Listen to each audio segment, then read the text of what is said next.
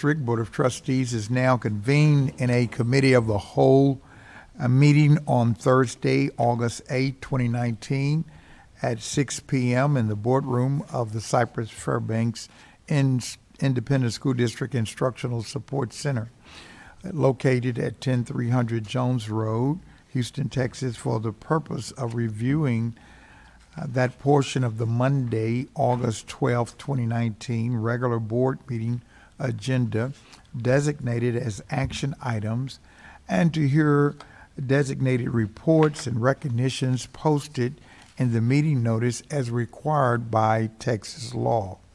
No action will be taken at this meeting. I want to welcome the members of our audience and our television viewers to this meeting of the Board of Trustees.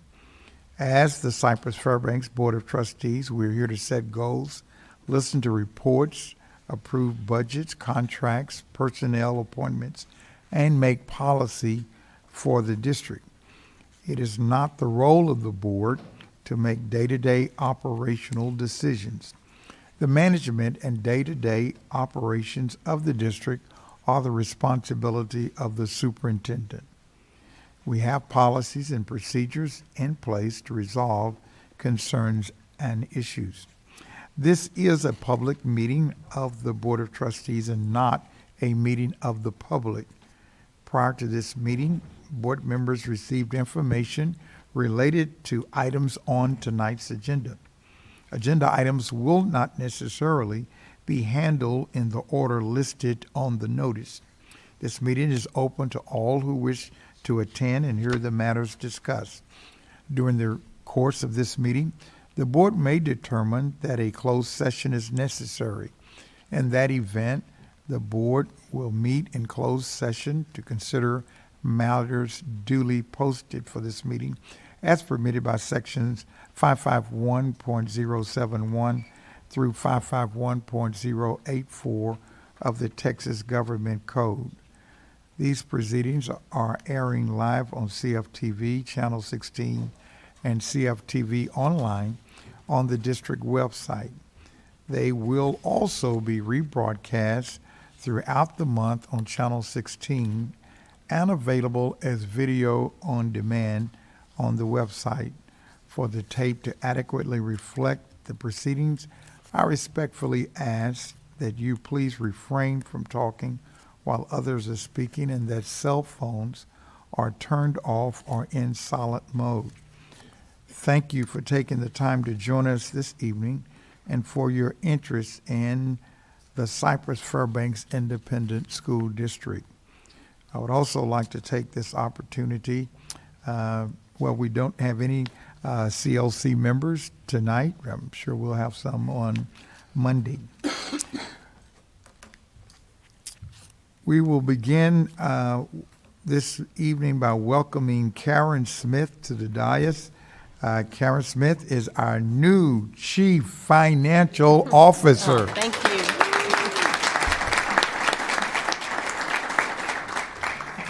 Karen, will you please introduce your replacement, the new Assistant Superintendent for Business and Financial Services? Thank you, Dr. Ogletree and members of the board. Dr. Henry, I would like to introduce you to CFISD's new Assistant Superintendent of Business and Financial Services, Connie Morganroth. Ms. Morganroth received her Bachelor of Business Administration and Accounting from Texas State University. I knew that was coming. She is a certified public accountant and a registered Texas School Business Administrator. Ms. Morganroth joined us from Friendswood ISD, where she's been since 2013, and she most recently served as the Assistant Superintendent of Business and Operations. Prior to Friendswood, Connie was at Santa Fe ISD as the Chief Financial Officer from 2008 to 2013, and she began her public education career in Clear Creek ISD. She is supported by her husband, Jeff, and her two sons, and I'll let her introduce her family to you in just a moment. In her spare time, she enjoys spending time with her granddaughter and cooking. So please join me in congratulating Ms. Morganroth on her new leadership opportunity.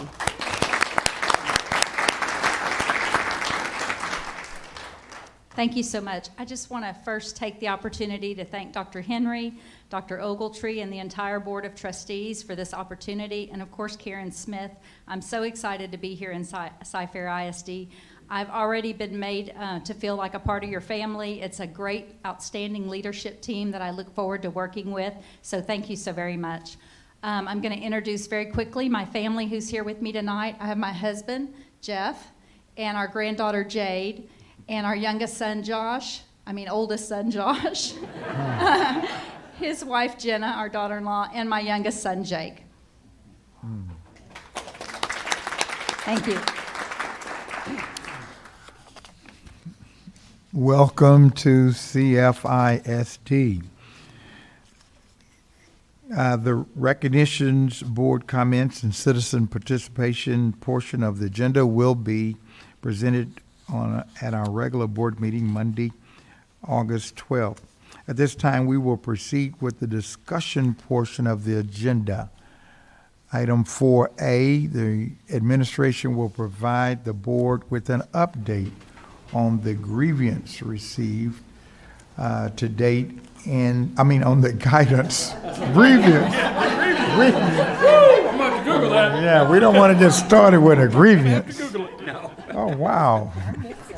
On the guidance received to date on the implementation, well, that might be a grievance on House Bill 3. Okay, all right. Help us out. Thank you, Dr. Ogletree.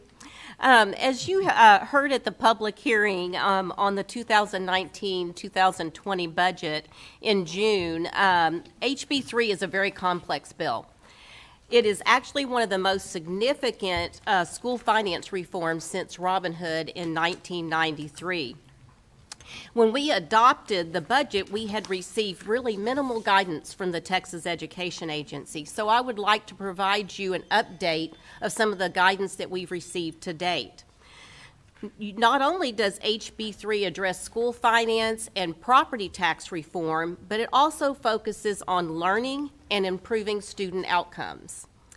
The Commissioner of Education was given unprecedented authority to rulemaking authority by the legislature up to and including any unintended consequences that the bill may have produced as a result of the guidelines. Due to the complexity of interpreting HB 3, the legislature began giving us some guidance very gradually due to the complexity of it and trying to interpret the guidelines. We really don't have answers to all aspects of HB 3 at this point in time, but TEA is releasing videos on a weekly basis. They began releasing them at the end of June, actually the last week of June, releasing these videos, and they will go through mid-November. So I would like to show you real quickly some of what those videos are about and give you any information on any of them that we have received to date. You will see here this video series, and anything in purple reflects information we have already received and they have provided a video of. And you may be interested, TEA has an HB3 web page, and if you go to that page, you can actually see these videos. The videos are about, they say HB3 and 30, but they're actually a little less than 30 minutes, and they provide guidance in each of these areas. So the next 3 slides will actually indicate the various video series topics and the dates when these videos will be released. The first one where we really received any information on was the budget planning for teacher compensation. And if you recall, this is the one where 30% of the gain on non-administrative compensation, or 30% of the gain needs to be spent on non-administrative compensation. And basically they went through and explained how this works. And the district was well ahead of this because we had to adopt a budget by June the 30th. And we found we are more than in compliance with this requirement. If you recall, as I said, 30% of the gain had to go towards non-administrative compensation, of which 75% of it had to go towards raises for teachers, for classroom teachers, librarians, nurses, and counselors. And our required amount in that was about $3.2 million, and we provided with both with the $1,000 one-time payment and the raises, we actually provided $22.2 million more than our required raise for the teachers. The next thing is the tax rate changes. And what this one explained is the state compression and how the state has compressed the tax rate. And if you recall at the budget adoption, I talked to you about our tax rate being compressed in 2019, 2020 to 93 cents. So it would be, we will be proposing a tax rate probably in September. We should be getting our certified roll anytime. We expect to get it next week. And so you have 60 days after you receive the certified roll to adopt your tax rate. And so that would be the 93 cents at the compressed rate. And then if you recall before that, it was $1 under old law plus the 4 pennies. And then the next one was on compensatory education. This is the one where the legislature really infused a lot of the money that we received and you'll hear districts receive. And this is also the one where you'll see the greatest varying amounts among districts and what they received. The legislature recognized that it is much more difficult to educate an economically disadvantaged child or an educationally disadvantaged child. You'll hear that said quite a bit. Disadvantaged child in, for example, the 5th Ward in HISD as compared to Cypress-Fairbanks ISD. And what will happen is they will actually be assigning geocodes or residential codes to addresses where the student lives.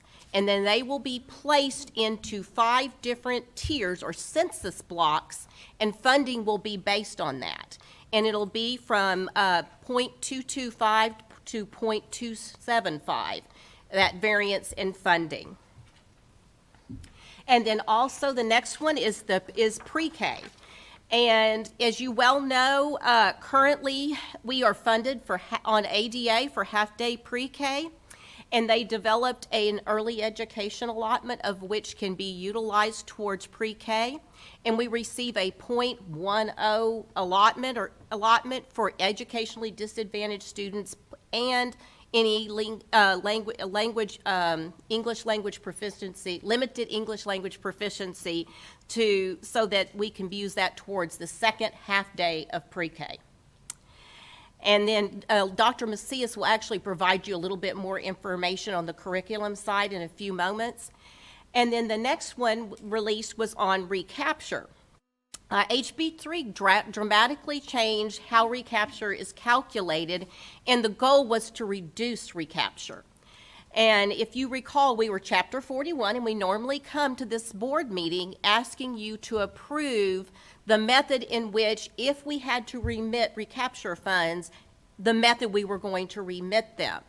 Well, what the legislature basically has done is they have recently, because of the way that it's calculated now, we were recently notified that we are no longer considered Chapter 41, which is now really Chapter 49, just so you know. Chapter 41 changed to Chapter 49, and then Chapter 42 changed to Chapter 48. And then the next video was on current year values. And they were just explaining for districts how to calculate those current year values and how to best estimate them, since they will not be released, and they're usually not certified by the comptroller for a year after our budget is adopted. And but we feel very good with how we estimated those values. We estimated them based on the way we estimate them is what TEA recommended, and that is looking at a 5-year history on looking at those values. I'm not going to go through every single item on here, but the next one has to do with college and career readiness, college and career and military readiness. There is also one that's related to a do not hire registry. And all that is that TEA will be maintaining a registry of persons that districts are not allowed to hire. And if you hire somebody on that registry, there's consequences associated with it. The next one I just quickly wanted to mention is the gifted and talented allotment. That one was actually repealed. And but the district still has to be in compliance with and have a gifted and talented program. And then the next one is the special education and dyslexia allotments. They infused money into mainstream, additional money into mainstream for special education, and they added a dyslexia allotment. And then the next one I just wanted to go over is the bilingual education allotment. They added a dual language allotment associated with that they will probably be talking about. We're guessing at what we think they will be saying in these next presentations. And then also you'll see a tax rate changes part 2. And my anticipation on that one is they will be talking further about state compression of the tax rate. If you recall, I told you in the year 2020, 2021, they will actually further compress the tax rate. There will be both state compression and local compression. And that is where they do not want you to have, if there's a gain in values, property values of more than 2.5%, then they will compress the tax rate back. So for example, the state fully anticipates that property values will increase in 2020, 2021 by about 4%. So they will compress the rate back so that the gain is no more than the 2.5%. And then the next thing I just wanted to mention about this is the new teacher mentor allotment. Is that this is an allotment that we're waiting for information on. We should receive information in October, but they have recognized the importance of our teacher mentors. So I'm open to any questions that you may have. Oh, I have just one more, I'm sorry. The other item that I wanted to mention is that TEA has actually formed 5 committees to further provide guidance, and these are the areas that they will be having a committee. It's the reading standards, K through 3, a special education allotment committee to study special education allotment because they have really underfunded special education for years. And then the compensatory education allotment and how that will work, financial aid, and then assessment educator. So I'm open to any questions you might have. Thank you, thank you. Any questions, any board members? Bob? I guess I can kick it off here. I guess right there on the very end, Karen, and it says reading standards K through 3. Are they also going to take a look at what we've heard about Pearson's, basically doing the STAR test 2 to 3 levels above where the reading level is supposed to be? Is that one of the things they're going to be looking at? Oh, sorry. Mr. Covey, yes, there's actually going to be a committee that's going to be formed specifically to address that issue and investigate it. Okay. All right. And then one more question. You did show under, where was I? Oh, August the 29th, you mentioned gifted and talented, and then you talk about charter school funding. Exactly what are we looking at? How much money did the charter school group get? I'm not sure about that, but I can check that out for you. Yeah, I can get back to you on that. I'd like to know. It's interesting they're together, but that's just they're going to release information on that. And I think what it is they've just areas where they didn't have a full time, it wasn't going to take up much time. They've actually combined 2 areas into one. They really don't relate, but they will be talking about how charter school funding works. But I can find out that for you, Doctor. Okay, all right. Doctor. And then the Covey. last one, I promise I won't have another. It says board and district goal setting. So are they going to educate us on supposedly how to set our goals? And I think part of that actually is tied to some of the changes of what will have to be part of the district improvement plan. The district improvement plans. Well, I know they have their own governance where they're wanting all the districts to take this governance class. And less than 5% have taken it. And some of those are saying that it's not that great of a class. So it's something I'm just real concerned that they're trying to push something on us that we don't need. So, all right, I've said my piece. Thank you. Just to expand on that briefly, there is a movement, not just in education, but in all areas, for all decisions to be made at the state level and to try to limit what local school districts, local cities, and local counties can do. So it's a little bit of a scary movement to me. It's an attack on local democracy, in my opinion. That's true. Debbie? Karen, on this new teacher mentoring, Is this to establish guidelines across the district, or is it to include maybe a special compensation for, teachers with, for the teacher that will be mentoring the new teacher? It's more to provide compensation Okay. towards the mentor teacher. Okay, okay. Tom? Based on what I heard you say.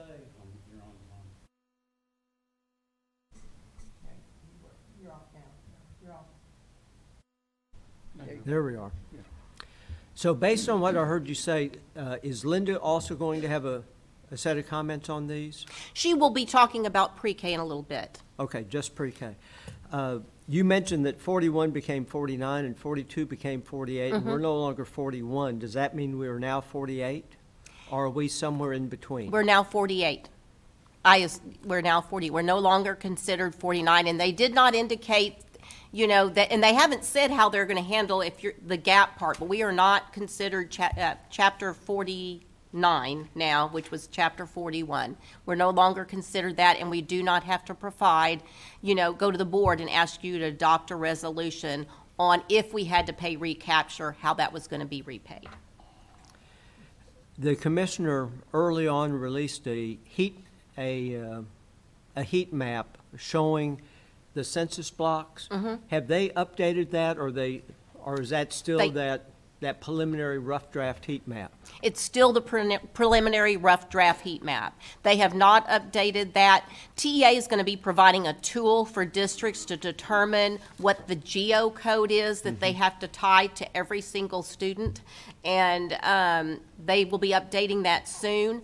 They actually will, just so you know, start off funding us based on the code of the school, wherever this child resides, and then later on, we will actually be submitting this information through the fall snapshot, and they will be doing updates. But part of what that committee is going to be formed, the compensatory education committee, it's actually going to be formed to discuss this and updates to it and go into much more detail.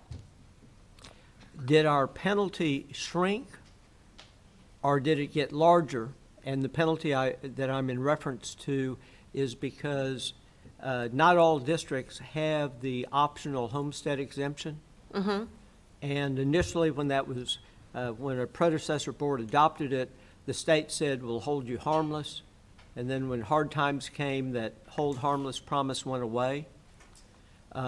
So is that penalty still with us? And do we have an idea how much that is per child? That has not changed. It has not changed. I don't know the amount per child, but I will tell you, in calculating the amount of funds we don't get because of the optional homestead exemption, it's close to 80 million. And that part has not changed. So the penalty would be at least half that, because there's some that we don't get because we don't tax, and then there's some that we don't get from the state because they're saying, well, you could tax it anytime you wanted to. In other words, and the way it is that the comptroller's values that we receive and state aid is paid off on doesn't take into consideration that value that gets lowered and the tax rates applied against. So about $80 million is still there.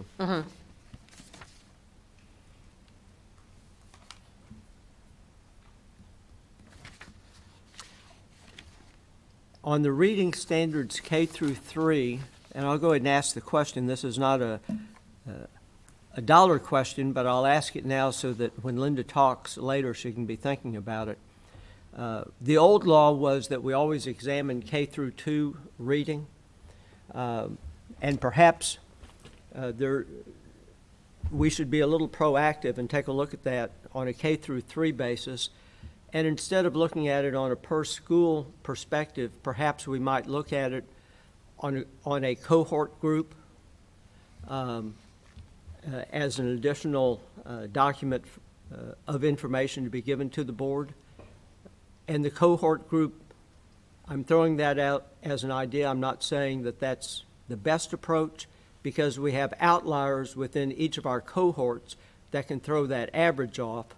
But with the state zeroing in on this, that's probably something that, from a governance standpoint, we should at least be aware of. So that's more like a statement as opposed to a question, but I'll welcome any comments. So thank you. And CFO Smith, you did a superb job last meeting. Thank you. And I welcome you to the board. Thank you. All right, any other questions? Karen, of course, our teachers believe that this bill promised them $5,000 additional compensation. By what you said, that this money is calculated by socioeconomic status of in the district. Is that right? So, did I hear you say that let's say if another district is 75% low socioeconomic students, and we're only 54%, those teachers will get compensated more than our teachers. Is that? Well, that part's not necessarily tied to compensation. I mean, well, yes, I see what you're saying. Now I'm following you. I apologize. I see what you're saying. What they're looking at, or what the legislature looked at is the total gain that school districts made from current law, 2018-19, to new law, or HB3 law, in 2019-20. So they took everything that created that gain, including if you were much more economically disadvantaged than CFISD. They took that total gain, and you had to take 30% of that gain and allocate it towards non-administrative salaries. Just to add to that, and I don't have the technical expertise Karen does, but Cy-Fair, we're always really, really lucky. We're kind of like Goldilocks. We end up just in the right spot. And with this new funding formula, although we have over 50% of our students are low SES, to answer your question, those districts that had 70, 80, 90% low socioeconomic students received more funding than we did. So they had more money to work with. And then on the other end, we're no longer considered fast growth. So those funds that schools like Katy and I don't think Fort Bend It got was it. Katy, Humble, and Tomball. They got additional money for fast growth, which we no longer qualified. So sometimes it's not good to be Goldilocks. All right. Anything else? Thank you, Karen. Great presentation there. 4B, the administration will provide the board with an update on the implementation of the full-day pre-K as required by House Bill 3. Dr. Linda Macias.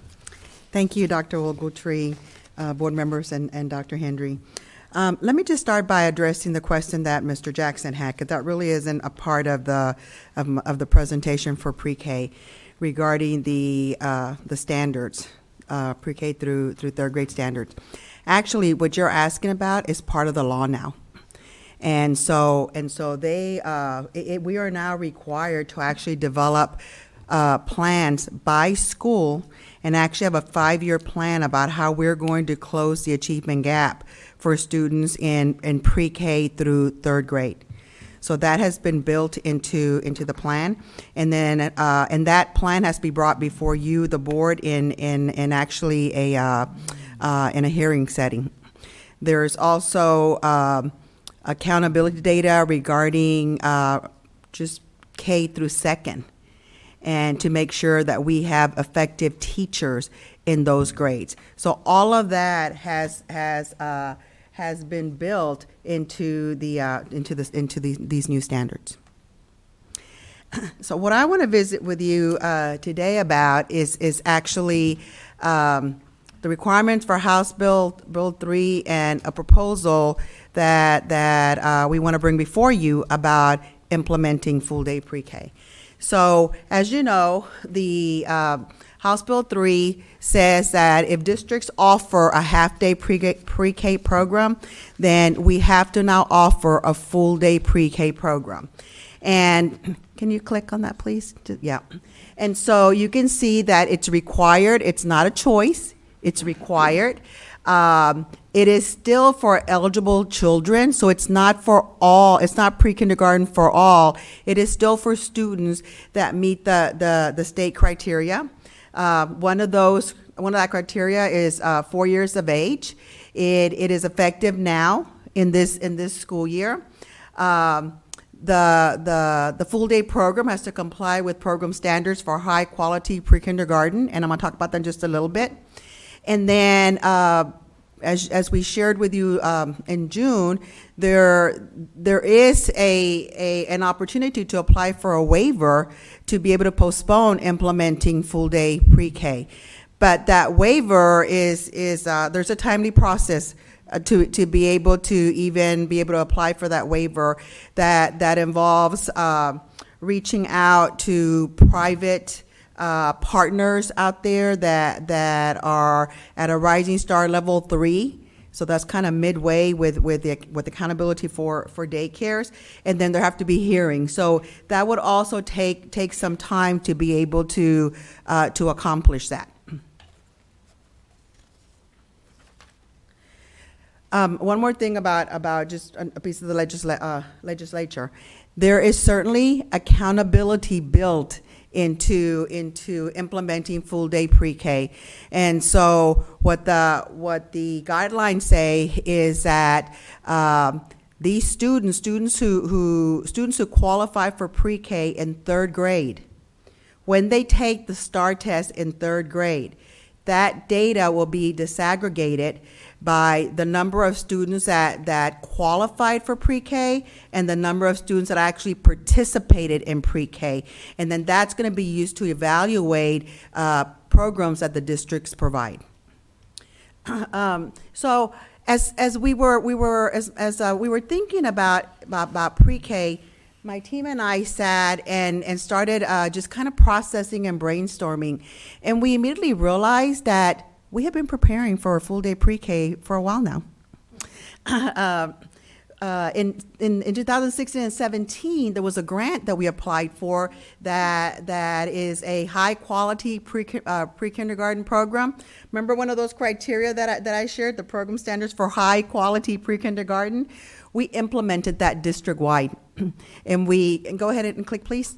So some of the highlights of that are teacher qualifications, making sure they had the early childhood. There's an assessment called the Circle that we're required to provide. We had to up the rigor and the curriculum and the resources that are available to our kids. Click again, please. And 30 hours of year of professional development for our teachers, not 25, but 30 hours. All of that is already in place because of this grant that we applied for and participated in district-wide. Additionally, as you know, we've had a couple of pilots for full-day pre-K. So we're not having to build schedules or even develop the curriculum for the second part, the second half day. We already have it. Planning times, we've already gone through transportation and how we're going to feed them. All of that is already in place. And so, click again, please. And so as we thought about that, we came and we decided that we would present a proposal to you regarding the implementation of full day pre-K, looking at implementing it this school year. We want to propose that we implement it at every single school that currently offers half-day pre-K. It's been our philosophy in Cy-Fair that anytime that we have enough students for a pre-K class, that we go ahead and have that at their home school. They're at home. Parents are more likely to send them versus if we clustered them. So if we took like so many schools and had several sites for pre-K, then kids are getting further away from home. So we feel that's what's in the best interest of students is for them to be at their home schools receiving full-day pre-kindergarten.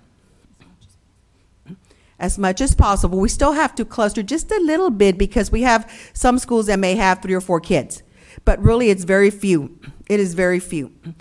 Go back, please. And our proposal is that we begin the implementation in January.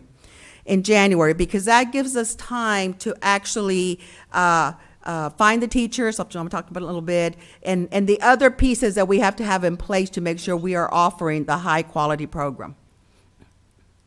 So I wanted to give you just kind of an idea about what this means when you're going from half-day to full-day.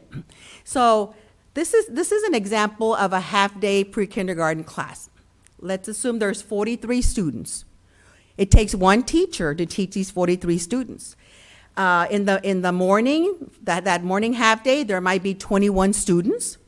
So that teacher is teaching half-day in the morning and a whole different group in the afternoon made up of 22 students. So we need one classroom, one teacher for these 43 students.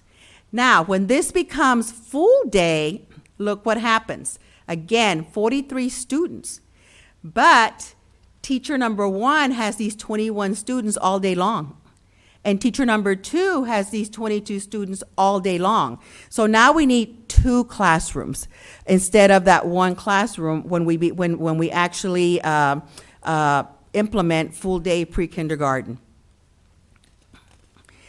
Now, we've looked at what is it that we're going to need and work on to implement in January. As I've shared with you, the logistics, the basic logistics, resources, or not resources, but the curriculum, all those pieces we already have in place. But to implement full-day pre-kindergarten, we're going to need about 80 teachers. So another reason why January would be a better option to roll this out. And we have a paraprofessional with each of these teachers, so we need about 80 paraprofessionals as well. Go ahead and click. Once school starts, we'll have a better idea what kind of growth and numbers we're going to see. So we're going to have to also evaluate that. And then we need space. We need classrooms or portables.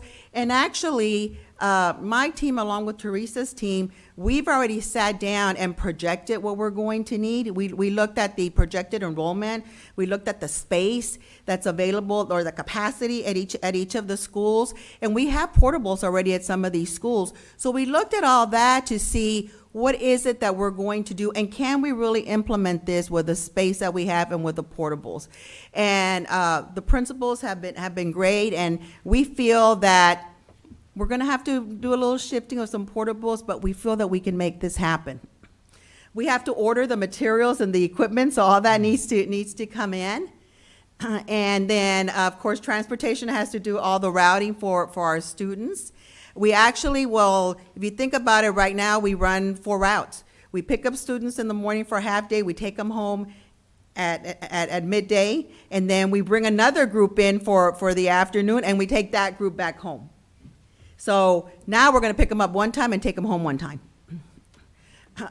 Food service, again, just making sure we have all that planned with how that's going to work, where the schedule for kids to eat in the cafeteria, those pieces. And then we want to make sure that we're providing training for our new kindergarten teachers. So all of this is work that we will begin now to get ready for January. Last Friday, we met with the elementary principals, and we talked to them about the plan, about the proposal. I can tell you, and some of them are here, I can tell you that they are excited. They are excited, and I'm not surprised because as elementary educators, we've always wanted that. So we're excited. I can also tell you that they, along with me and my team, we believe that the best place to educate our pre-kindergarten students is right here with us in our Cypher ISD classrooms. So with that, I will answer any questions that you may have. All right, right off the bat, Debbie. Linda, is the pre-K program mandatory for students, or is it at the parent's discretion? It is at the parent's discretion. Okay. Then, That is a good and you question. kind of answered my question about adequate facilities. Question about the transportation. Will the pre-K students be on buses with the other elementary school students, or will they be on a separate bus? Bill's getting up.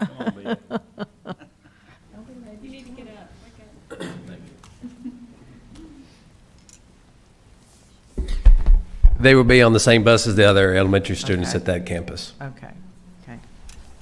I guess, minor concern, I think while it's good for them if they have siblings, they'll be on the bus with their siblings. Just a little concern about there's a big difference between a 4-year-old and a 10-year-old or 11-year-old, and, We're already transporting them with the other students at the okay. campus in the morning and in the afternoon. Okay. And most of the drivers assign the pre-K students to the front of the right. bus. Okay, okay, thank you. You're welcome. All right, anyone else? Yes, Julie? Dr. Macias, can you just confirm who qualifies as eligible for pre-K? And then also, how many campuses do we think we would have full-day pre-K in January? The guidance for the guidance for qualifying for pre-K are economically disadvantaged students, English language learners, homeless students, students of military families. What did I forget, Letitia? Texas Rising Star students, the students whose parents are firefighters or Yeah. police officers who were killed or injured. So in the parents, community. so did y'all hear, students whose parents were firefighters, they were killed in the line of duty, police officers. And I'm sorry, what was the second question? We have 50. So we have 50 sites right now that have half-day pre-K, but I do want to share with you that we don't know what the growth might be, because we know right now from our principals, as they spent last year checking to see why parents were not enrolling their students in kindergarten, in pre-K, it was because it was half day. It was half day. So we might see a spike in that. And so it's possible that we may have enough students at the campuses where we don't currently have pre-K and be able to add a site there eventually. Oh, Don. Hey, Linda, how are we, because statistically we see when we have a child, the earlier we get the child, the better that child performs. And when you talk about those various subgroups, what's our plan to reach out to those families and let them know that they are eligible? After this evening, we will begin working on the implementation of full-day pre-K. And that'll, I'm sorry? Thank you, I'm sorry. After Monday's meeting, we will begin working on the implementation of pre-kindergarten, and that's going to involve the campuses promoting and letting parents know, but also our communications department will also put together a campaign to be able to provide awareness to the community about full-day pre-kindergarten for our students. Okay, and then also, how are we on, we have some campuses that are fairly packed. How are we, Mark, on space for this program? Or Roy? No. Yeah, Roy can handle that. That's a Surely piece of he cake. can. That's Surely. a piece of cake. Some of our campuses obviously have capacity that we can actually absorb some of those students within the building. Other campuses, as you mentioned, that are packed, that's where we'll be looking at relocating portable buildings at that campus, or use a surplus building that may exist at that campus and utilize that for the space. Okay, thank you. Well, oh, Darcy. The thing about Cyfair is we're always so organized and prepared and ready to go, and I really admire that. This is a lot of moving pieces, though. There's transportation issues, there's space issues, there's moving portable issues, there's relocating students from classrooms out to portables. It's a very ambitious project in this short amount of time. Do you feel, Dr. Macias, do you feel that your team and the elementary principals and all of the auxiliary services that will be participating have enough time to implement in this short period? We will make it happen. We are all, including our elementary principals and the curriculum team. Actually, to be honest with you, it's taken all of the different departments. We've met with the different departments. We've talked about what needs to happen. We've already started putting some things in place. We will be ready in January to implement full-day pre-K. Dr. Stewart is already working on plans to recruit our teachers and how we're going to recruit them. So we will be ready in January to implement full-day pre-K. Well, I admire the positive attitude. I admire the hard work that all of you are going to be doing over the next few months. I think it's wonderful, and I think it's a great way to start the program and not have to participate in any of the waivers. Just very quickly to kind of follow up on that, and Tom or someone may be asking this question, but I'm going to step in because Teresa or Karen, hiring 80 teachers and 80 paras, you can imagine, and moving portables around. Would one of y'all touch on just the funding and that we think we're going to be funded? Absolutely. We anticipate we will be receiving about $15 million from our pre-K, from the early enrichment allotment. Early education allotment. That's about what we estimate at this point in time. And I feel like it'll be fairly close to that. I feel like we have a good count of our kids that are economically disadvantaged, and then our bilingual kids. So we feel we'll be getting about $15 million. We've kind of estimated that we think the cost will be somewhere between 12 and 13 million to implement. But bear in mind that's an annual cost. And we will be doing it for, not the full year. So we're not exactly sure. Well, actually, that'll be the curriculum too. Yes, and we will only move the portables one time, hopefully. So some costs will be annual and some will not. Okay. I guess I've got two questions. Number one, you did mention hiring the teachers, Deborah, and they do have to have special certifications to do the pre-K, right? Correct. They do. Okay. They do. They'll be highly qualified pre-K teachers. Yeah. Because as we always start a new year, we are always still minus some of the positions. So it's not, and especially looking at a midterm, a lot of teachers are going to be taken up. So I would love to hear when you get your plan done together. I'd love to hear what it is. So I'm sorry, you already got it in your mind? No, I'm just listening. Okay. So anyway, I just know it's going to be a challenge, but I'm sure you're going to be able to handle it. Dr. Sterrett. We are up for the task, and we've started working on our recruitment plan, and when we have it fully developed, we'll be happy to bring it back to the board and share. Okay. And then next question is, we had done the pilot program with the daycare. And so is this we're going to stop that whenever we do this in our own schools? For the 4-year-olds, we will, because right now we're offering half day at the school, half day at the daycare. And so now we will be offering only full day pre-kindergarten. So for the 4-year-olds, yes, we'll have to see how many 3-year-olds we have in there that whether it's viable to continue that. Okay. Thank you. All right. Tom.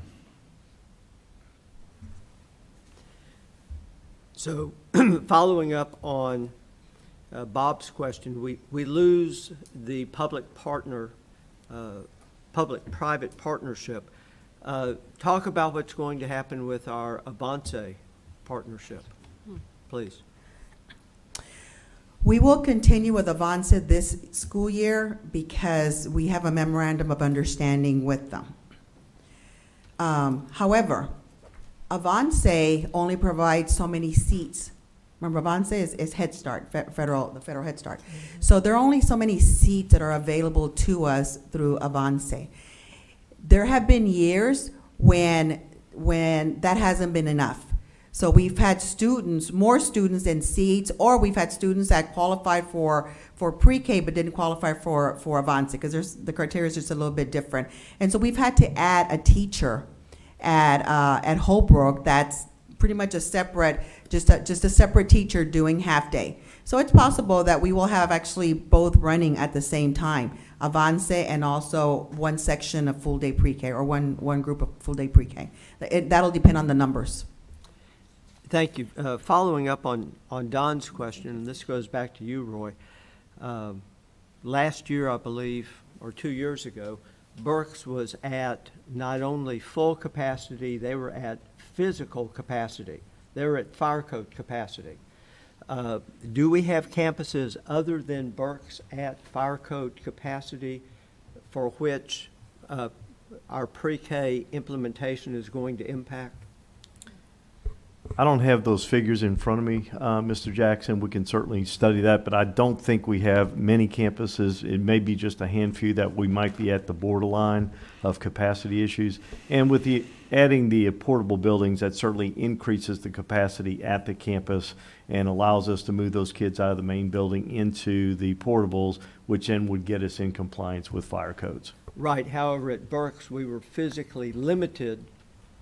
We could not physically put more portables on that property, if I remember what you had told us before. Yeah, that was a very, very tight site. It was on, that site's about 9.5 acres compared to a lot of our new elementary school sites are at 14, 15 acres across the board. And one of the things we actually have in place, and we've had this in place for a very long time, we actually have a master plan for where we can locate portable buildings at throughout our district. And we know what our maximum number of portables we can do without getting into too much infrastructure modification. Certainly we can add more portables above what our master plan is, but it would involve significant more cost for us to implement, or taking away parking spaces and some other components out there that would affect the operations of the campus. But we do have that master plan, and that's one thing that's helping us to be able to meet the deadline in January and have everything ready for the facilities. Is we know where we can put those portables at. In fact, my team is already working on the paperwork right now, assuming this is approved by the board, for us to immediately start working on the building permits that we need to get from Harris County and get that ball rolling. The other nice part about the timing of this is a lot of our portable building vendors out there are not busy in the fall semester. They're busy now trying to finish up portable building relocation. So we should not have a big issue in terms of getting the capacity to get these buildings moved at the locations that are required. Thank you. You're welcome. A good thorough answer. I know that on school visits, the principals who have pre-K out in the portables truly like that. And I'm not certain that I fully understand it, but if the principals are happy, I'm happy. Linda, I'm obviously thrilled about the proposal. I think it's grand. About 4 years ago, this board actively discussed the two different approaches on a potential pre-K expansion. Do you have 4 or 5 clusters around the district, or do we keep the home campus? And I'm very pleased, because I supported it then, but I'm very pleased that that's part of management's proposal, that we will have it at as many of the home campuses as possible. More difficult on our principals, but I think it's a lot better answer for our parents and the babies. Please update us and remind us how bilingual fits into the pre-K program, because we will have any number of these babies who really are not speaking English. Yes, that is correct, Mr. Jackson. That's currently what we offer right now. We have bilingual pre-kindergarten. As you recall, that's one of the criteria for qualifying for pre-kinder. It's language. So they're either bilingual or ESL as far as language goes. It's certainly a little more difficult to find qualified bilingual teachers, but I'm confident that Dr. Stewart's team will be able to do that. And if my brain is working, wasn't there also a special needs category that was permitted into pre-K? Yes, sir, that is correct. We have PPCD that will go into our pre-kindergarten classes. So they become a part of the pre-kindergarten classes, and we have many sites that have PPCD. And so when the student is able or is ARTed, then they join in the instruction in the pre-kindergarten classes. You're correct. Does the research on our little PPCD kids and others, does it show that some of them are able to roll out and go mainstream after going through pre-K and K? Yes, we do have some that are able to roll out and go mainstream, most definitely. So there's a number of benefits. Well, as I said, I'm thrilled. Great presentation. Appreciate it. Mark and Linda and Deborah. Deborah, you're going to have a lot of heavy lifting to do. And Roy, too. Hey, we're confident you all can get it done. Glad to have this, yes. I just wanted to tell Mr. Jackson that I can attest as the grandmother of a student who went through our PPCD program that he was mainstreamed into kindergarten. So it is definitely a highly successful program for our students. Linda, I'm sorry, go ahead. one other thing.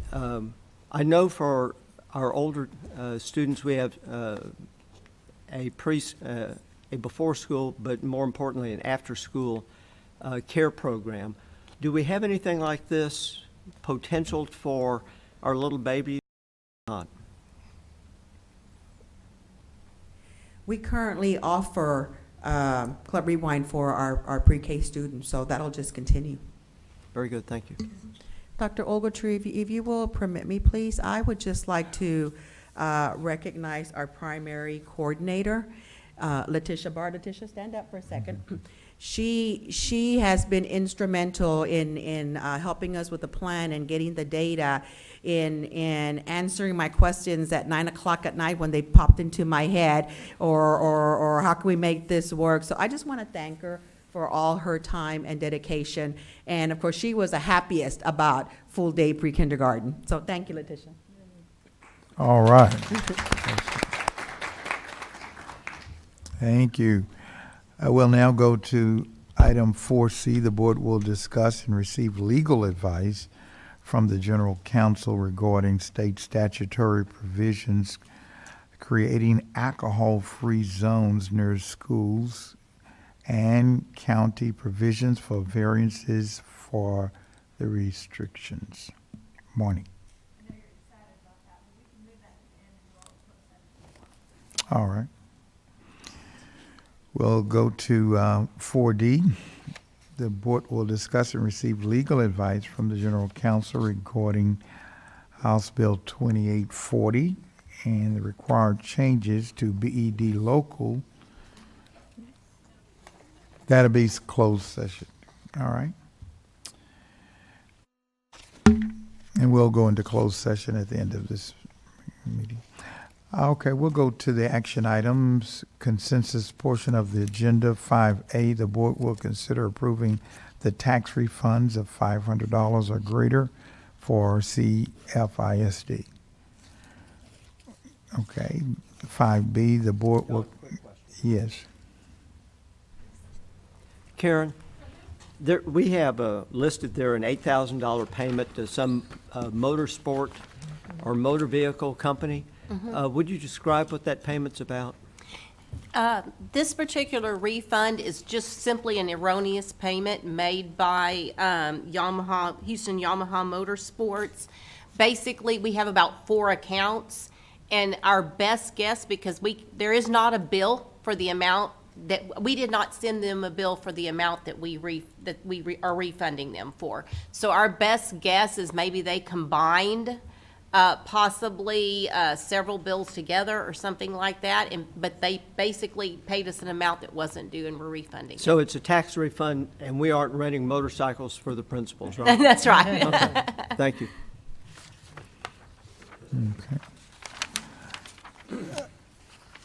5B, the board will consider approving the minutes of the June 27th, 2019 meeting. Okay, we'll go to the non-consensus item, 6A.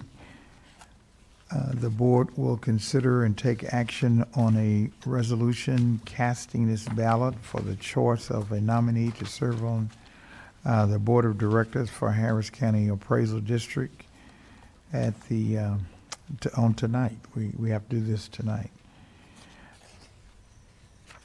Karen, you want to say anything about this? Yes, I'll say something briefly. What this relates to is that the current board member, Pete Poppy, he is resigning from the board because basically the way the rules work is that if you work for a school district, you can't be on the board unless you're on a school board or a city council board or something like that, then you can be on the board. Well, he chose not to rerun for the school board. So they had their election in May, and so he is resigning. And then, so this will just be through December. They have a five-member board, and the way it works is they've got one for HISD, one for the cities, one for the counties, one for the MUDs, and then one, which is this particular position, for the rest of the school districts and 4 junior colleges. And so we have the ability to vote for a representative. Their board works very similar to our board in that they approve contracts. They might have a appeal come to them that has risen all the way to the board, somebody appealing their property values. But other than that, their rulemaking authority is very similar to that of a school district. Okay, can we have a motion? You have the names there. I don't know if any of you know any of the names, but I was just going to ask Julie if I could. Jennifer Key, she was in Houston Leadership, it says, same time you were, right? Wasn't that the organization you went through? No, different organization. Different one. Okay, I'm sorry. Well, I'd had someone ask me if I knew any of these, and the only one I know is because his brother was on the board, and that's Pete's brother, Ben, but I don't know anybody else. we need a motion. Yes. First of all, just so you know, you don't have to nominate somebody if you choose not to, or you can choose to nominate one of these individuals. I will tell you that I did check, and Ben Poppy, Pete Poppy's brother, was nominated by 2 school districts, well, actually, nominated to be on the ballot by 2 different school districts. And I believe there's about 3 school districts that have supported him at this point in time. The next closest to that is Robert Sitton. Is there, clearly, nobody up here knows any of these people. And so is there a negative, anything negative about us not nominating anybody? No, I don't think there's anything negative about you not nominating anybody because there are other districts, that have already, nominated. I will say one of the things they do is they provide us information, and Pete Poppy has been really good, which this is his brother, has been really good about sending out monthly just updates to school districts, but that is totally up to you as a board. Well, then I'll make the motion to nominate Ben Poppy. Second. All right, any discussion? All those in favor of Ben Poppy, would you please raise your right hands? All right, thank you. John, if somebody could get a picture of Ben one day and let us know what he looks like, that'd be awesome. Yeah. Ben, if you watch our rebroadcast, please send us a picture. Please send us a photo. 6B, the board will review and consider approving the revised internal audit charter. Can we move this to consensus or, okay? 6C, the board will consider appointing a board member to serve as a representative on the District Safety and Security Committee. Teresa, would you tell us about that? Just real quickly, Senate Bill 11 was the comprehensive school safety bill that passed this session. And the District Safety and Security Committee is mandated by law that each district have one of these committees that works closely in monitoring and the development of the emergency operation plans for the district and the campuses. During this session in Senate Bill 11, they really added some additional requirements and accountability to that committee. And part of that is the composition of the committee. The law says to the greatest extent possible, these are the folks that should be represented on the committee. We feel like we're in a great place. We have our first responders, we have campus principals, we have teachers, we have parents, we have a wide variety. But two new members that were outlined in the legislation to try to have join the committee was the board president and another board member. And again, it says to the greatest extent possible. It's not a requirement. The committee is required to meet at least 3 times per year, once in the fall, once in the spring, and once in the summer. And so that would kind of give you a sense of the timelines. Just real quickly, I would like to take this opportunity to introduce to you our Director of Emergency Management. He's new to our district, joined us in the spring, Mr. Scott Hudson. And Scott can certainly answer any questions you may have more specifically to the responsibilities of the committee, but that's kind of just a brief overview of what would be expected. Debbie has expressed interest in this, and of course she's married to a retired law enforcement officer, so you all, I guess, if no one else, we can take care of this on Monday night and do that. Okay? All right? No, Monday. Now, well, six. Very fluid. 6D, the board will consider approving the insurance carrier and technical, the insurance of career and technical education, CTE, teaching permits to applicants in lieu of standard teaching certifications as established by law. Anyone have any questions of Linda, or can we move this to consensus? Consensus, okay. 6E, the board will consider authorizing the superintendent to finalize and execute an agreement between University of Houston Clear Lake for health services, psychology, PS, really? D program, is that a first? I asked too. They looked it up for me. Okay. Any questions of Dr. Stewart or Ms. Franklin? Yes. Dr. Stewart, please comment briefly on why this will be beneficial for our students. Well, I think we do have a representative here from the program. We reviewed the MOU program, and it's an internship where it's a non-licensed psychology, a doctorate in psychology.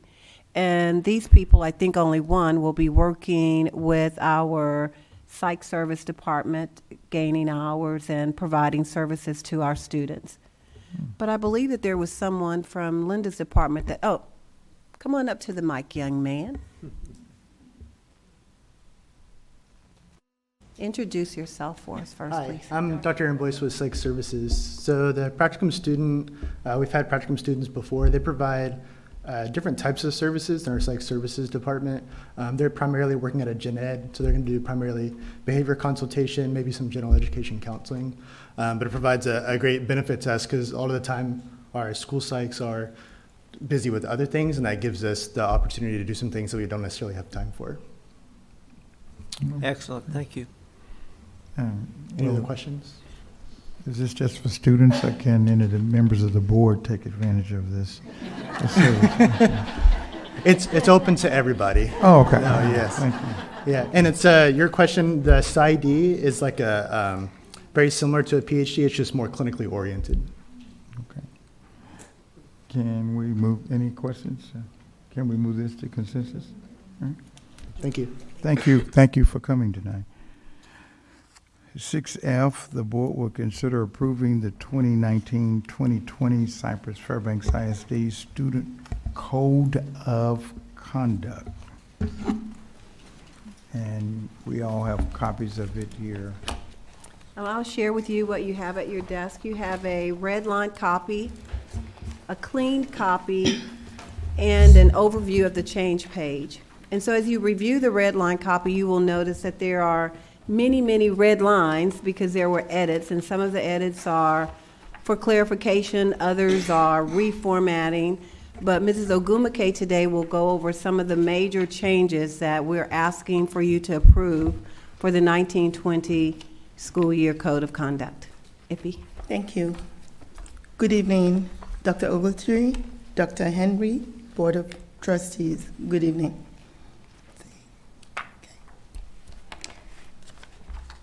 Chapter 37001 of the Education Code requires that each school district adopts a student code of conduct. The code of conduct is reviewed and presented each year to the Board of Trustees.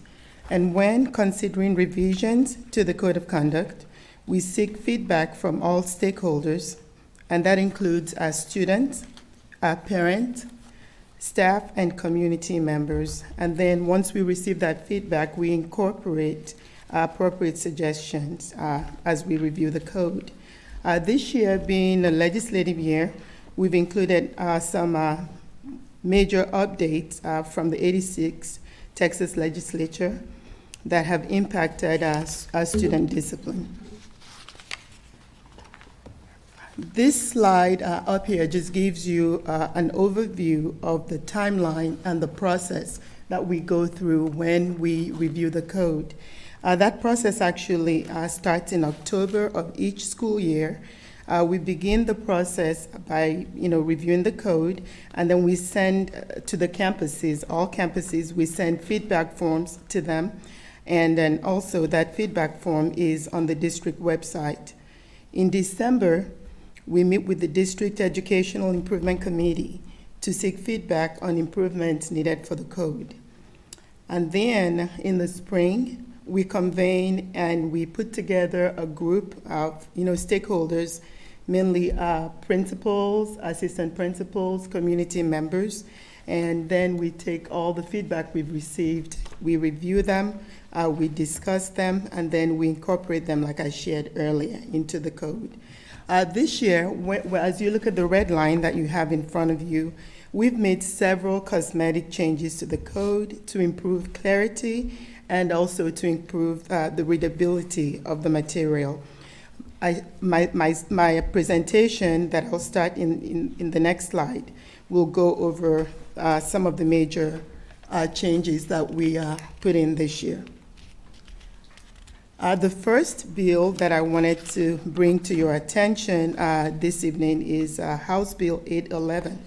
House Bill 811 adds to the mitigating factors that APs must consider prior to disciplining students. In the past, we've always, every time a student is being disciplined or meets with an AP for a disciplinary incident, we've trained our APs that they have to step back and consider 4 mitigating factors. This year, House Bill 811 added 2 more mitigating factors. So in the past, we've always had self-defense. We had considering the student's discipline history, intent or lack of intent, the student's disability. The 2 new factors that have been added this year is we have to now consider if that student is under foster care and if the student is identified as homeless. So we have a total of 6 mitigating factors that we consider now based on House Bill 811. The next bill is House Bill 692, and this also has to deal with homeless students.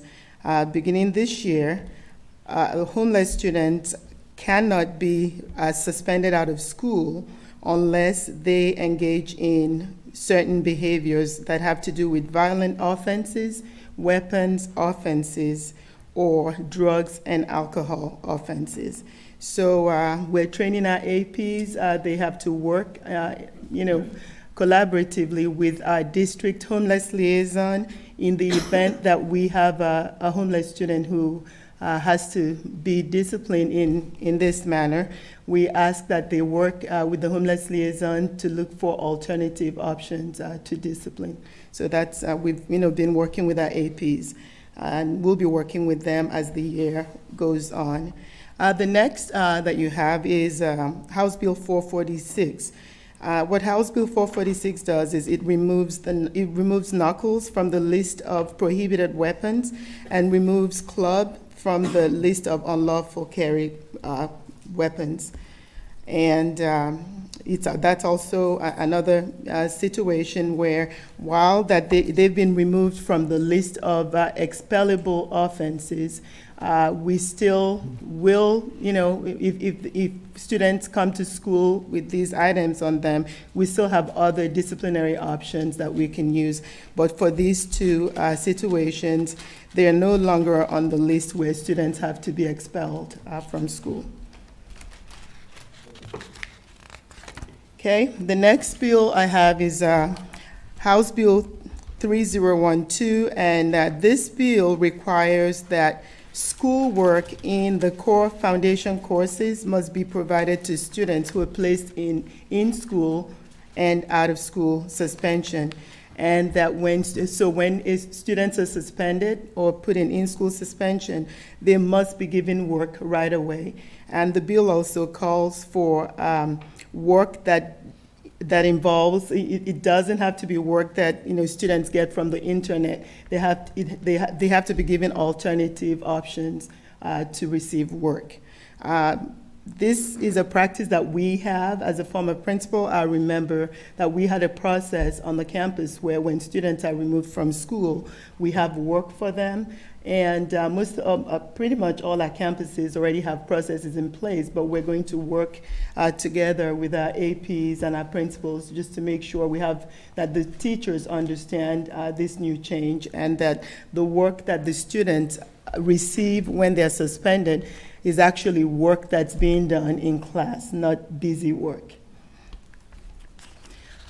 The next bill, Senate Bill 2432, is one that we've really had to step back and do a lot of reflection on. We've also had conversations with our legal counsel, and we'll continue to do that. This is one that we're going to do a lot of training. We met with APs 2 weeks ago. We've had sessions with the secondary APs and with the elementary APs, and we shared this information with the principals too today. This involves the mandatory placement, DAEP placement of students who commit certain forms of harassment against school employees. This has been on the news. There's been a lot of conversation about it, and we've also had conversation within the district, and we understand why. It's a pretty broad bill.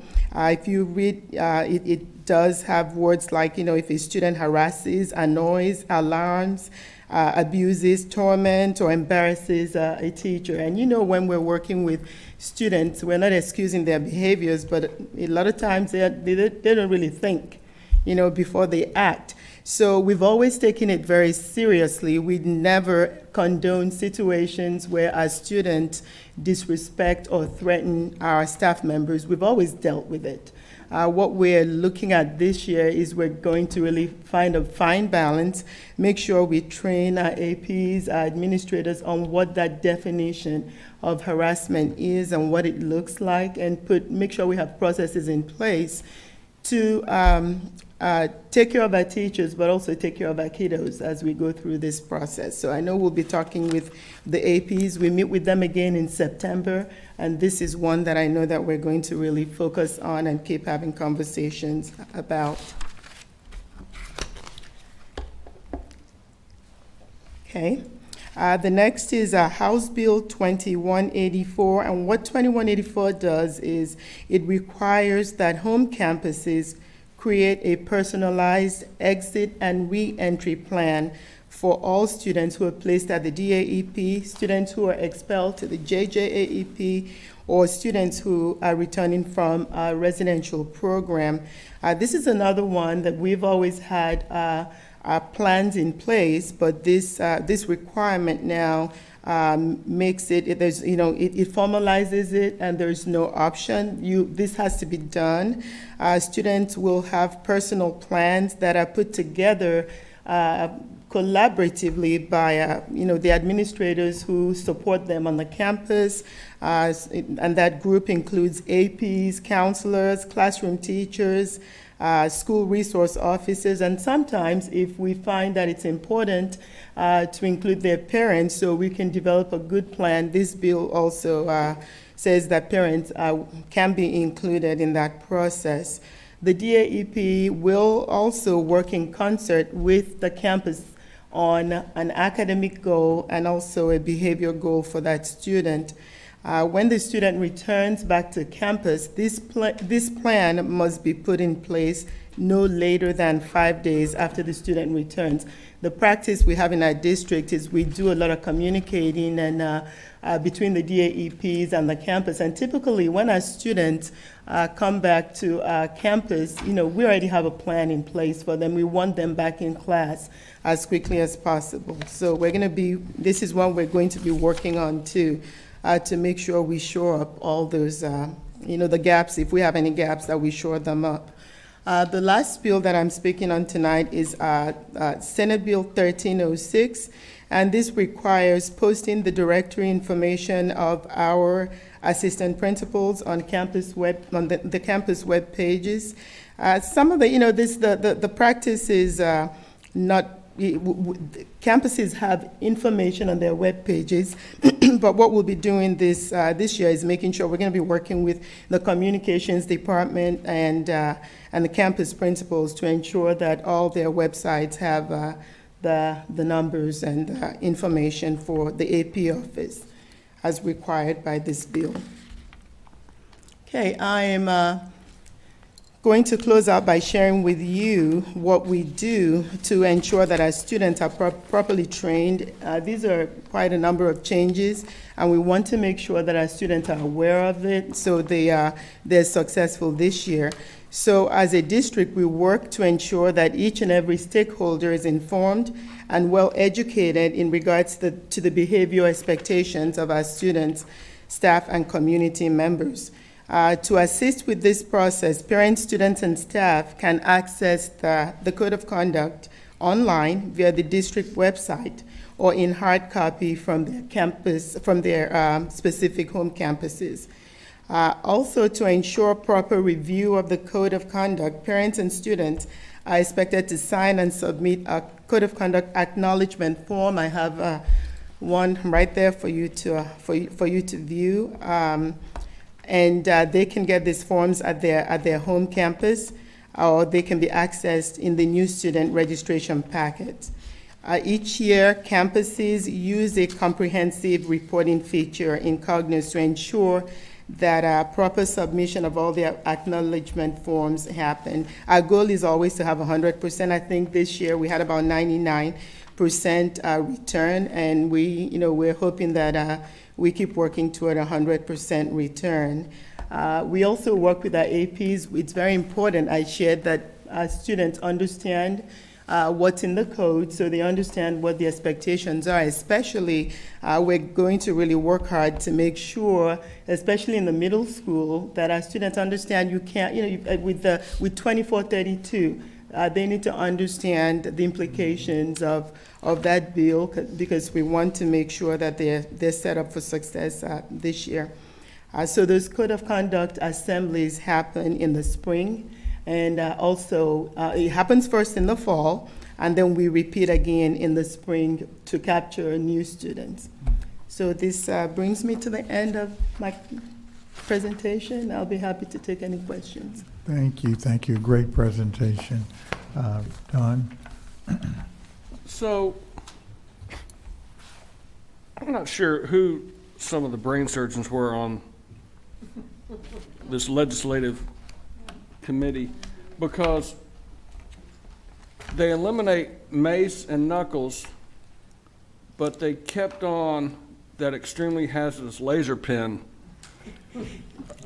I mean, it makes no sense, and I appreciate your comment of y'all still have the discretion to do something if those items are brought onto the campus, correct? Yes, they actually eliminated clubs and knuckles, yeah. Yeah. But they kept the laser pens. Well, I mean, I whew, don't think they, those are. Deborah, go ahead. Mr.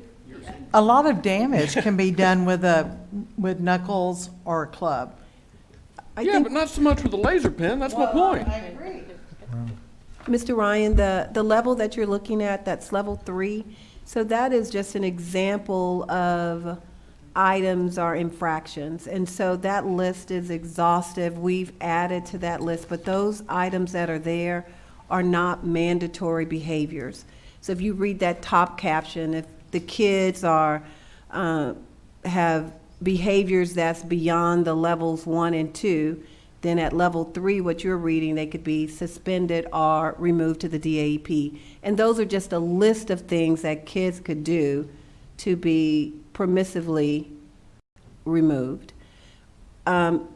Ogumake shared the knuckles were moved from a mandatory, that was level 5. So they said it's no longer a prohibited weapon. That doesn't mean that it's not dangerous, and you should not remove a kid if they have them. It is just by law no longer a mandatory JJAEP placement.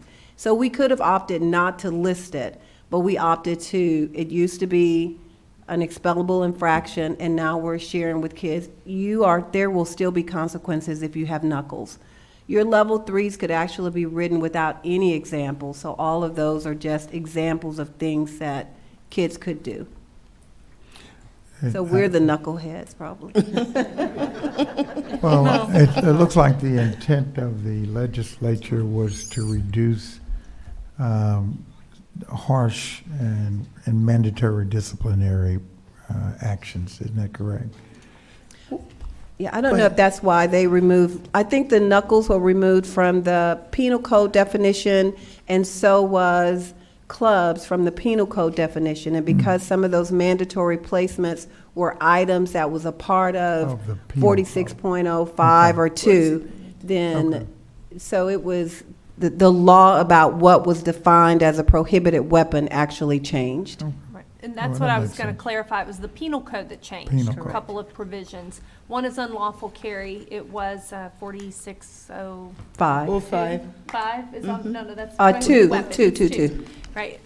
Candy knows, she's giving me the high sign over there. But 46.02, and so that was considered unlawful carry, a firearm or a club. And then, so when that was amended, then that took it from the automatic expulsion, but sort of consistent, but could have been permissive, but consistent in our district. We looked at it similar to other items and grouped it accordingly once it was no longer prescribed to us. And we tried to put it in the level that was more similar to similarly situated items. But depending upon the situation, any level 3, as Iffy was sharing, can either be a DAEP offense or we can handle it on campus. So we've tried to give ourselves more discretion depending on the situation. But it doesn't mean that you're not going to have a consequence on campus, as Iffy said. Any other? All right, thank you. Thank you. Thank you. Can we move that to consensus, or do we want? Is it consensus? All right. All right. You want one final statement, Don? No. Laser pen, okay. We'll go to 6G. The board will consider approval and execution of the replat for property at the Barker Transportation Center. Can we move that to consensus? 6H, the board will consider approval and execution of the replat for the property at Campbell Middle School Complex. Any questions? Can we move that to consensus? All right.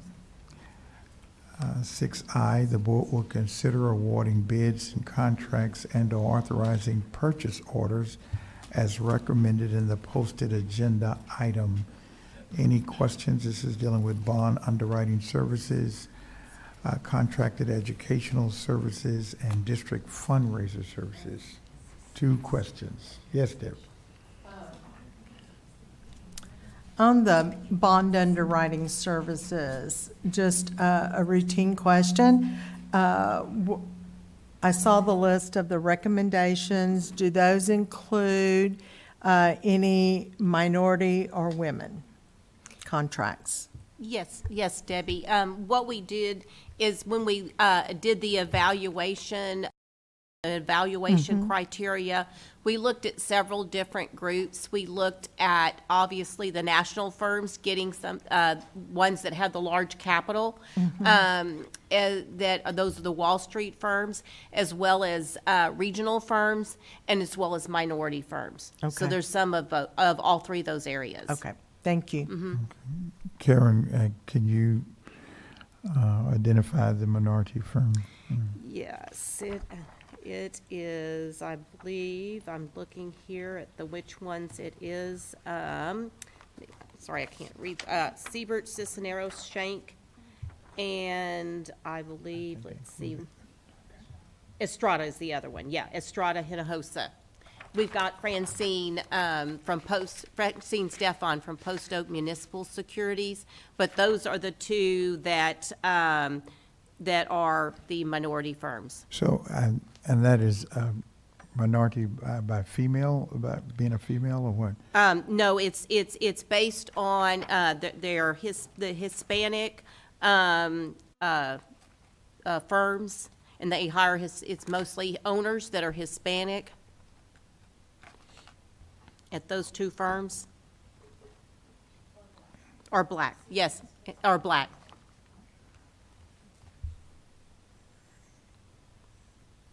Okay, but So they're the owners of the owners of those firms. I'm sorry. It is Estrada, Hinojosa, and Siebert, Cisneros, Shank and Company. okay. Now, Seabird has been on our list before, is that correct? Yes, sir. Okay, all right, all right. Okay, any other questions? Yes, Tom.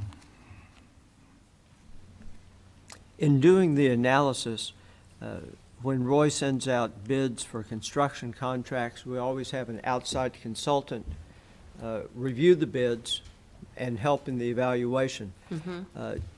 Did we utilize an outside consultant to help review the bids and provide advice as to qualifications? Because this is primarily an RFQ, correct? Yes, sir. Yes, sir. This was an RFQ, and we did utilize, as I mentioned before, Post Oak Municipal Securities to assist us with that. And Francine Stefan's here, and Terrell Palmer will be here on Monday if you have any additional questions.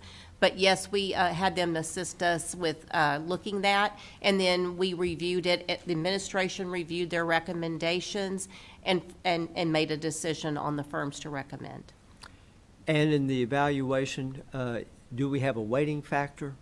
And Yes, sir. Can you run down those weights for us very quickly? Yes, it was 30 points for the overall demonstration of competence and qualifications in providing underwriting services, and then 30 points for the overall experience and expertise as underwriters to Texas Public Schools and to including Cypress-Fairbanks ISD.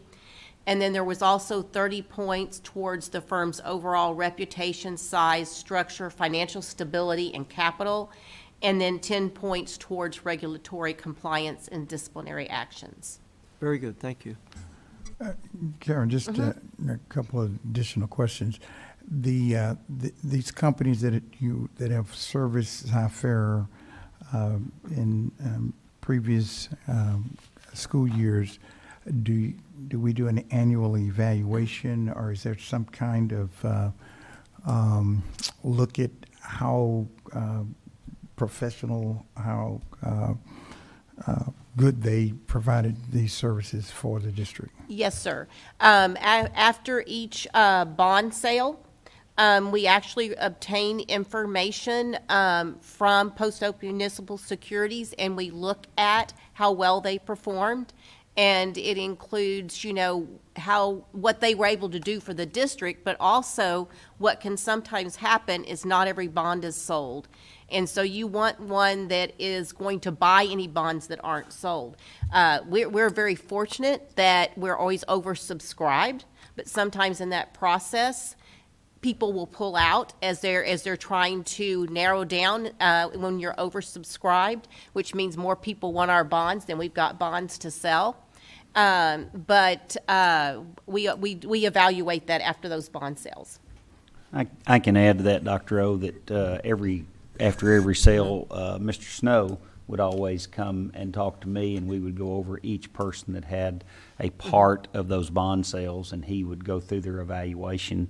And I can tell you, in the past 8 years, there have been people that he no longer included, even if they were still on the list, because of their performance that was not as strong as others. Okay. Just to go further in this, in these bond sales, we have a lead underwriter. Is that the right terminology? That's correct. Senior. Okay. And due to throughout the year, we may have a particular sale here, a particular sale here. Do we always use the same lead senior underwriter? No, Dr. Ogletree. What this was an RFP, RFQ to obtain up to 15, a pool of 15 underwriters. Okay. And what we try to do is we alternate and give others opportunity. But each time we look at that, our sales are so big, because we're a larger district. Typically, what we will have is one senior manager and 4 to 5 co-managers. Okay. Have we ever had a minority firm be the senior underwriter on a sale bond? We have not had a minority firm be the senior underwriter, but the main reason had to do with the capital, for them being senior underwriter. Okay. So if the 'Cause they're a capital smaller firm. requirements were met, who determines who's going to be the senior? Is that in-house with us, or is that? It's in-house with us. Okay. It's Dr. Henry and I talk about it, and we evaluate, and we look at based on performance, as well as who has been an underwriter in the past. Okay, and if they've done well and meet the capital requirements, they will be considered or could be Absolutely, considered? absolutely. Okay, all right. Hey, on our, the district fundraiser services, that's a pretty long list. And it had a note on there that said solicitations will be received on a continual basis. So are we always updating that to where if there's a new business partner that comes in, that they can just shoot them on there? Bill's making his way over here. You just shake your head. Say, yeah. Yes, that is a perpetual list that we keep up. Okay, that's awesome. Thanks. You bet.